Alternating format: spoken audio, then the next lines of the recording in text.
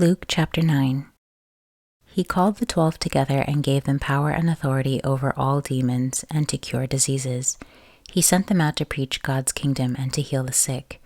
He said to them, "Take nothing for your journey, no staffs, nor wallet, nor bread, nor money. Don't have 2 tunics each. Into whatever house you enter, stay there, and depart from there. As many as don't receive you, when you depart from that city, shake off even the dust from your feet for a testimony against them." They departed and went throughout the villages, preaching the good news and healing everywhere.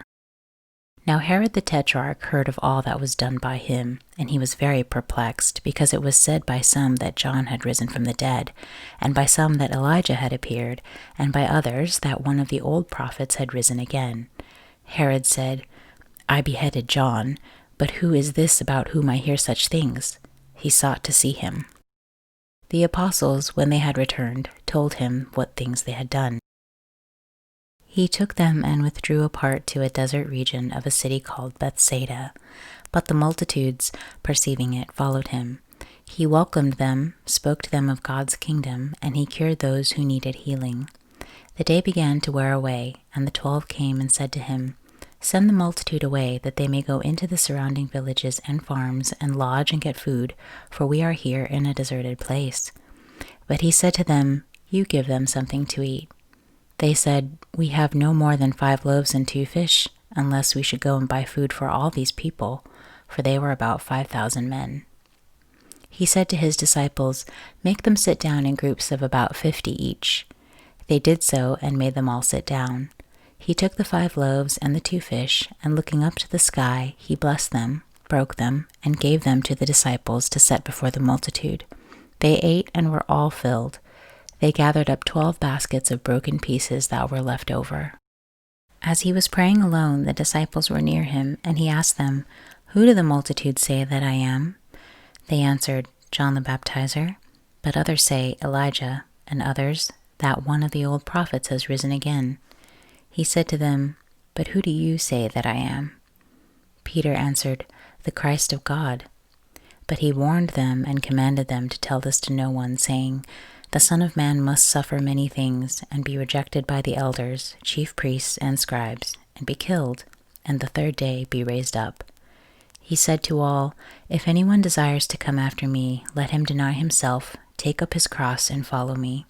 For whoever desires to save his life will lose it, but whoever will lose his life for my sake will save it. For what does it profit a man if he gains the whole world and loses or forfeits his own self?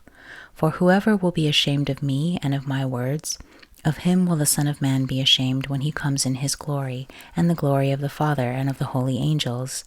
But I tell you the truth, there are some of those who stand here who will in no way taste death until they see God's kingdom." About 8 days after these sayings, he took with him Peter, John, and James, and went up into the mountain to pray. As he was praying, the appearance of his face was altered, and his clothing became white and dazzling. Behold, 2 men were talking with him, who were Moses and Elijah, who appeared in glory and spoke of his departure, which he was about to accomplish at Jerusalem. Now Peter and those who were with him were heavy with sleep, but when they were fully awake, they saw his glory and the 2 men who stood with him. As they were parting from him, Peter said to Jesus, "Master, it is good for us to be here. Let's make 3 tents, one for you, one for Moses, and one for Elijah," not knowing what he said. While he said these things, a cloud came and overshadowed them, and they were afraid as they entered into the cloud. A voice came out of the cloud saying, "This is my beloved Son. Listen to him." When the voice came, Jesus was found alone. They were silent and told no one in those days any of the things which they had seen. On the next day, when they had come down from the mountain, a great multitude met him. Behold, a man from the crowd called out, saying, "Teacher, I beg of you to look at my son, for he is my only born child. Behold, a spirit takes him. He suddenly cries out, and it convulses him so that he foams, and it hardly departs from him, bruising him severely. I begged your disciples to cast it out, and they couldn't." Jesus answered, "Faithless and perverse generation, how long shall I be with you and bear with you? Bring your son here." While he was still coming, the demon threw him down and convulsed him violently. But Jesus rebuked the unclean spirit, healed the boy, and gave him back to his father. They were all astonished at the majesty of God. But while all were marveling at the things which Jesus did, he said to his disciples, "Let these words sink into your ears, for the Son of Man will be delivered up into the hands of men." But they didn't understand this saying. It was concealed from them that they should not perceive it, and they were afraid to ask him about this saying. An argument arose among them about which of them was the greatest. Jesus, perceiving the reasoning of their hearts, took a little child and set him by his side, and said to them, "Whoever receives this little child in my name receives me. Whoever receives me receives him who sent me. For whoever is least among you all, this one will be great." John answered, "Master, we saw someone casting out demons in your name, and we forbade him because he doesn't follow with us." Jesus said to him, "Don't forbid him, for he who is not against us is for us." It came to pass, when the days were near that he should be taken up, he intently set his face to go to Jerusalem, and sent messengers before his face. They went and entered into a village of the Samaritans, so as to prepare for him. They didn't receive him because he was traveling with his face set toward Jerusalem. When his disciples, James and John, saw this, they said, "Lord, do you want us to command fire to come down from the sky and destroy them, just as Elijah did?" But he turned and rebuked them. "You don't know of what kind of spirit you are, for the Son of Man didn't come to destroy men's lives, but to save them." They went to another village. As they went on the way, a certain man said to him, "I want to follow you wherever you go, Lord."